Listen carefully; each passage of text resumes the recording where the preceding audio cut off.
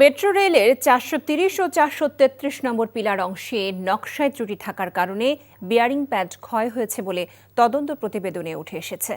আজ সচিবালয়ে এক সংবাদ সম্মেলনে এই প্রতিবেদন উন্মোচন করা হয়। একই সাথে সড়ক পরিবহন ও মহাসড়ক বিভাগ উপদেষ্টার কাছে এই প্রতিবেদন হস্তান্তর করা হয়। গত 26 অক্টোবর বিয়ারিং প্যাড খুলে পড়ে এক ব্যক্তির নিহত হওয়ার ঘটনায় এই তদন্ত কমিটি গঠন করে সরকার।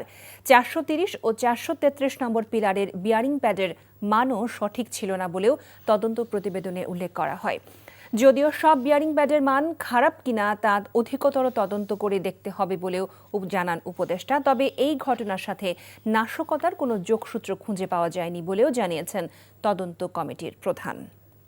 প্রাথমিক অনুসন্ধানে বিচ্যুত বিয়ারিং প্যাডের হার্ডনেস, কম্প্রেশন সেট ও নিওপ্রিন কন্টেন্ট প্রচলিত স্ট্যান্ডার্ড অনুযায়ী সঠিক ছিল না বলে কমিটির নিকট প্রতীয়মান হয়। উল্লেখ্য যে ফার্মগেট মেট্রো রেল স্টেশনের উভয় প্রান্তে বৃত্তাকার অ্যালাইনমেন্ট অবস্থিত।